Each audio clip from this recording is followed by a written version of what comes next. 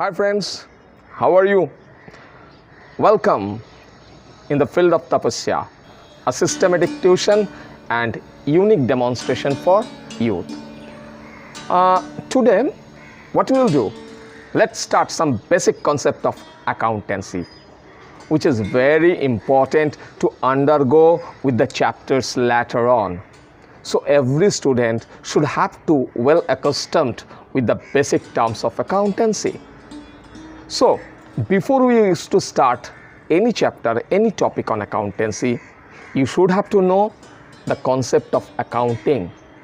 What is accounting actually? Accounting is primarily concerned with recording of transaction in the books of account. It is an art of recording, classifying and summarizing them. Where? For the financial data and interpreting the results thereof and communicating them to the users. So the question is that, who are the users?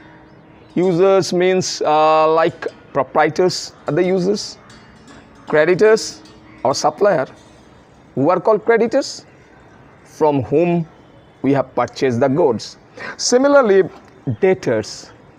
Debtors are the customer, because we are doing business, and business means to sell out your product, to buy the product and to sell out your products in a recurring manner. So there are two parties, creditors and debtors. Creditors are the supplier and debtors are your customer. So apart from debtors, investors are there who are going to invest into the business. They have got the interest in your business accounting. Government, banks and employees. There are a lot of outsiders. So it is being a medium of communication. It requires a medium of communication. Rather a business language. That is a business language. So language of business is called the accounting. And on the other hand, what is accountancy? Accountancy, on the other hand, is a systematic. Accountancy is a systematic knowledge of accounting.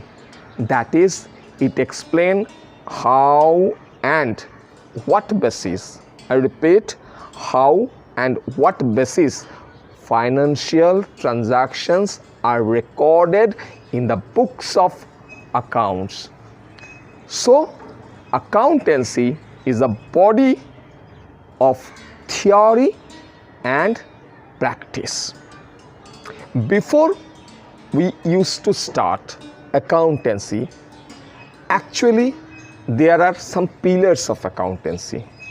Those are called doctrines of accountancy, principles of accountancy. So doctrines and principle, in my consecutive videos, I will discuss over there lucidly. Here we will learn only basic few terms of accountancy, like event, like transactions. Transaction is a very key point of accountancy. It plays a pivotal role in accountancy, because whatever be summarizing, recording, interpreting, whatever you can do, it will be taken out of your transactions. So what is transactions? It is very important to know. Transaction means it's a bundle of financial activities which can be measured in terms of money and money's. Say for example, suppose rupees 500 is in your money purse. What you have done? Out of that, you have purchased a pen for rupees 200. And after that, you have gifted the pen to your friend out of love and affection. The first conditions, there are two incidents over here you have followed. The first one, you had gone to the market or gone to the shop and you have bought a pen by spending rupees 200. Now it changes your financial position because you had got 500 rupees in your purse, now it become 300 rupees after spending rupees 200. And in case of the second incident, what happened? You had given to your friend as a gift out of love and affection. Now it still remains 300 in your purse. There was no changes in your financial position. So that means first part is your transaction and the second part is an event, because in first part it changes your financial position. As I said, transaction is a bundle of financial activities which can be measured in terms of money and money's worth. So after transactions we will put them into voucher. So what is voucher? Voucher is a document which establishes that a transaction has taken place as an evidence on the basis of which an entry is recorded in the books of accounts. So I am giving few examples of voucher, like cash memo, as you had seen in the shop, invoice, bill receipt are also known as vouchers. So from the vouchers, an accountant records their transactions and after that he classifies them, summarize them and interpreting the results. So the next concept is debtors. As I said, who are the debtors? Debtors are the customers, means to whom we are going to sell our product. So goods are sold on credit. So is called, to whom goods are sold on credit are called the debtors. So debtors are the entities or persons who owe amount to the enterprise on account of credit sale to them. Okay. For example, I can say when goods are sold both cash and credit. When goods are sold to a person on credit, so he is called the debtor of our concern because he owes the amount to the firm. The amount due from him is called debt, and the amount due from a person, due from that particular person as per the books of account is called debtors. Similarly, same concept with creditors. Who are creditors? Creditors are the supplier, that means from whom we have purchased goods on credit from them. Like if purchase includes both cash and credit, goods purchased against cash are called cash purchase, while goods purchased on credit, because what is the term credit? Credit means to be paid later on, and in case of debtors, to be received later on, not immediately. So in that case, whenever we have purchased something on credit, so you have got the liability to pay off somebody, to your suppliers. So those suppliers are called the creditors. Okay, so what we have learned: transaction, event, debtors, creditors. Now we'll shift to the next, purchase. What is purchase? The term purchase. Purchase means of goods for resale or for manufacture of products which are also to be sold.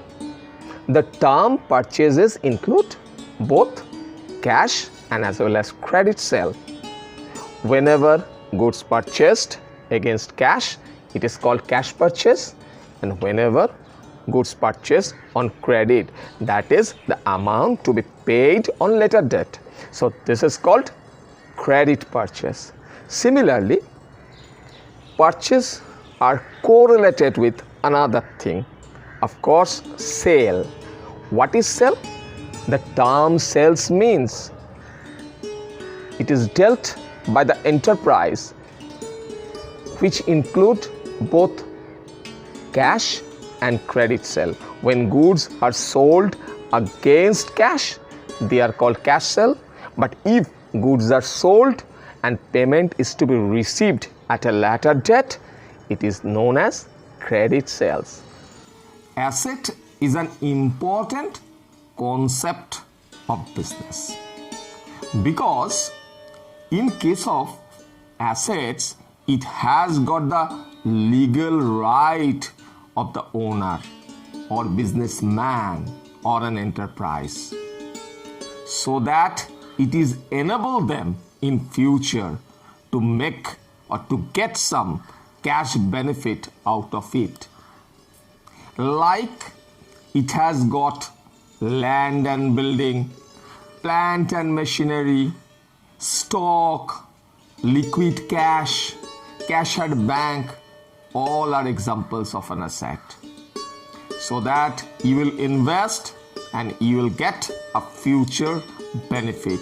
You will enjoy the benefit for a long time, and you can enable to get your cash benefit out of selling out the assets in future if it requires.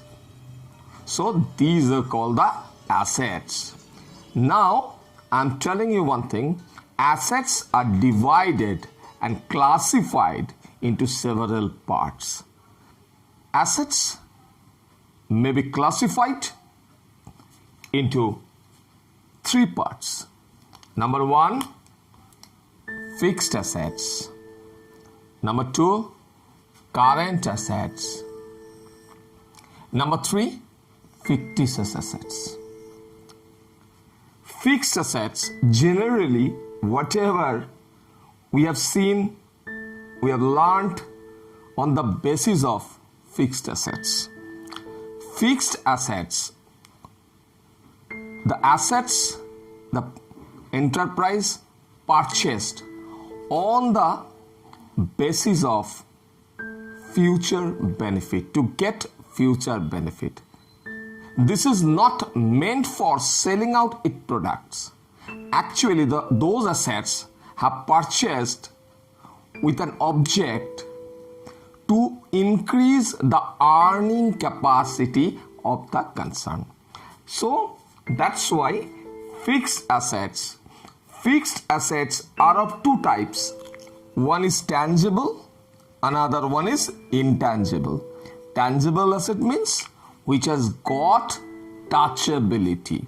You can touch them, and once invested, you will get a long-term future benefit, like land and building, furniture, machinery, etc. Apart from your tangibility, some assets are there which has not seen properly, which hasn't got any tangibility or touchability, but still they are assets. What are them?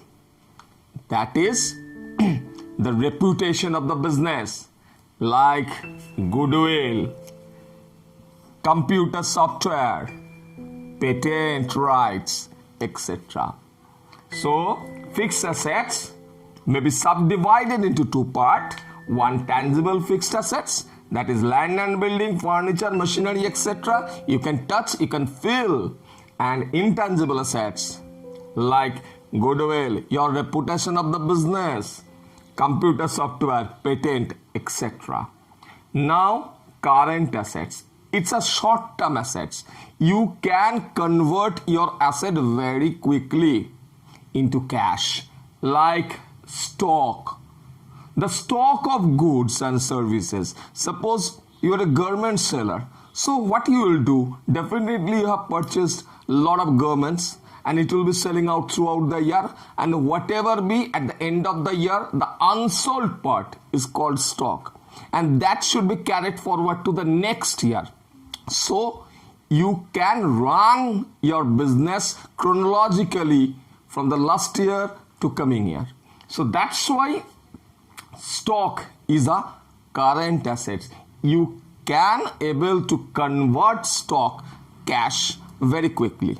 But apart from stock, current asset has got one part, liquid assets, which is the fastest part. You can convert as and when needed. The assets you can convert as and when needed. Like if you have got cash, so it is already being converted. From your bank, you can take out the money from your bank. Your debtors, that means your customers, from whom you can able to get the money very quickly, bill receivable. So you can realize cash in very quick manner. So that's why it is called liquid assets. Okay, stock will take a little bit time, but with no time, you can able to manage those amount from your debtors, from bill receivable, take out the amount from bank, whatever be. So all are cash realizability. So that's why they are called liquid assets. Last but not the least, fictitious assets. Fictitious assets means some huge accumulated loss not yet been written off. So it will be shown in the balance sheet to date. But I am telling you, initial stage, it is not required. Okay, we will discuss fictitious assets later on. So initially, what we require? Fixed assets, current assets. Okay, and tangible fixed assets, you will have to know better. Intangible assets and current assets and liquid assets. Now, I am telling you the next part. After assets, liability. Liability means you are liable to pay. The firm owes to the outsiders and as well as insiders. Why insiders?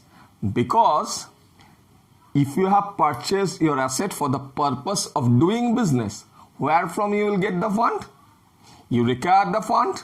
So it is being made up by your proprietor, that means the owner. So owner will provide the fund, or you can take out the firm from the outsiders like financial institutions. And creditor also helps you a lot because they are also a liability holder. They are providing, they are supplying goods to you. So liability means we are liable to pay in future. We are liable to pay in future. So liability, that's why are of two kinds generally. Liabilities are classified generally into three parts: internal liabilities, external liabilities, contingent liabilities. In short, liabilities is internal liabilities and external liabilities. Basically, we will focus on two things: internal liabilities and external liabilities. So, internal liabilities means the fund required to the firm provided by its owner. So, owner providing the funds or proprietor providing the funds. This is called the internal liabilities. Similarly, whenever funds being arranged from the outsiders, so those are called external liabilities. External liabilities are of two kinds: non-current liabilities and current liabilities. So non-current liabilities means the debt, the liability you will have to pay after 12 months. Okay, so that means it is your long-term debt. Example, long-term loan. Whenever you have taken a loan, you will have to repay the loan amount of loan. So, if it is the time tenor for the loan is more than 12 months, then it is called long-term loan. So, non-current liabilities include long-term loan, debenture, etc. Debenture is also a kind of long-term loan. Similarly, current liabilities, it's a short-term loan. Short-term loan, short-term liability. You will have to pay the amount within 12 months. Within 12 months. And in case of non-current liabilities, long-term loan, you will have to pay the amount after 12 months. And here it is within 12 months. So within 12 months, that means the liability holders are creditors, your supplier. Outstanding, if you have got any due, outstanding expenses, if anything, yet to be paid. Next, bills payable. So all are your current liabilities. So internal liabilities means fund being arranged by the proprietor or owner. Because remember, once business is started, it gets divorced from its owner because it is a separate entity concept. Business and businessman are two different persons in the eye of law. So businessman puts something into the business. Businessman giving fund to the business. So this is called internal liabilities. And external liabilities, as I said, non-current liabilities and current liabilities. Apart from these two, there is another one, contingent liability, which may or may not be payable in the future. For an example, in order to make the concept simpler, I am giving you one instance. Like, with the name of the enterprise, one case is pending over the court.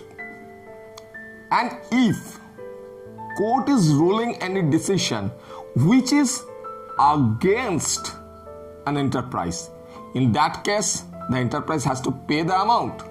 And if court's ruling is in favor of an enterprise, so they will have not paid the amount. So that's why contingent. Contingent means which may or may not be paid in the future. It depends upon with the future happenings, whether it is in favor of you or it is in against of you. So these are the concepts of liabilities. Now capital. Capital is very important definition. What is capital? As I said, in case of internal liability, proprietor puts some funds into the business in order to run the business. So the question is that the proprietor is given some amount to the business. So this amount, whenever proprietor or owner invests into the business, it is termed as capital of the business. That means he has given capital into the business. And whenever the proprietor from the business, he has taken out something for his household purpose.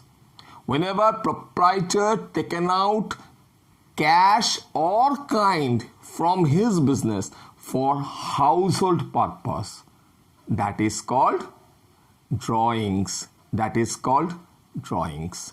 So it indicates the ownership. It reflects increase or decrease of ownership. As I said, capital.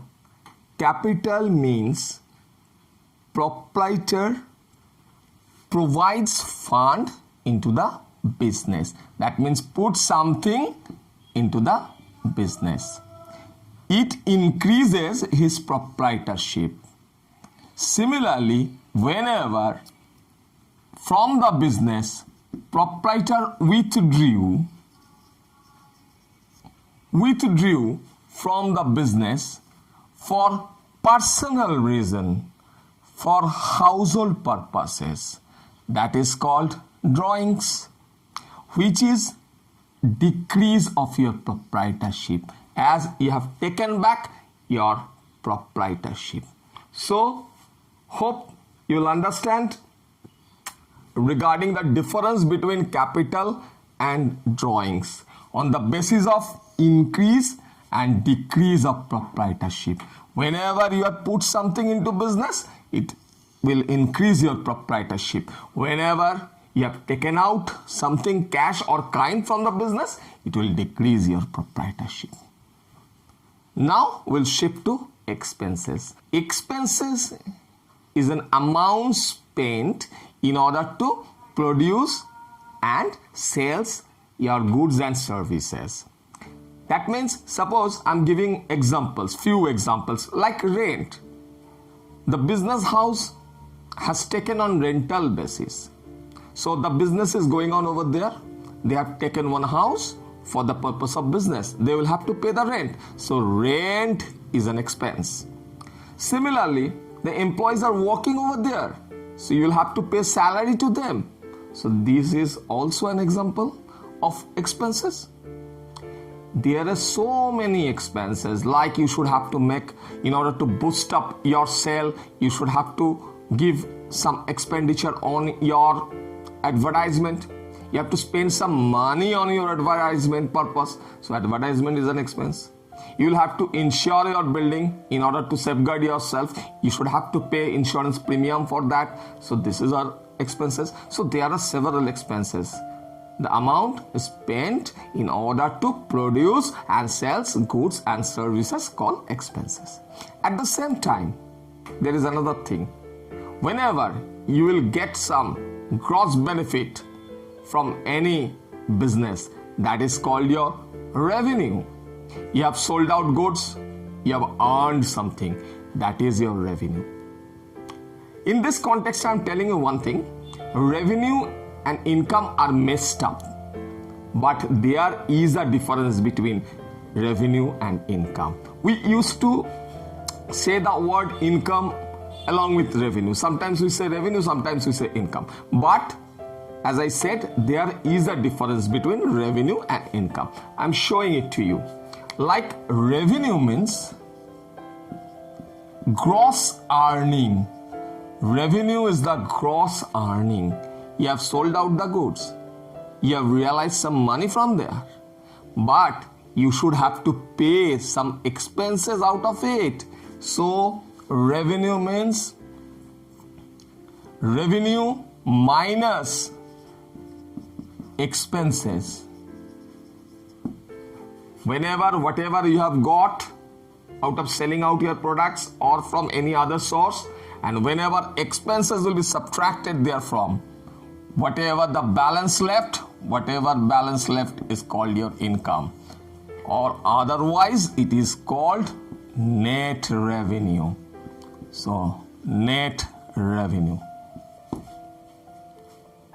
Okay, so income means net revenue. So revenue minus expenses is your income, or else we can say net revenue. Hope the few points, whatever the few basic terms, whatever we have discussed, you have understood properly. And if you like my video, please share. Okay, so I hope you the people will share enormously. And please don't forget to press the bell icon so you the people will get notification from there. Thank you for the day.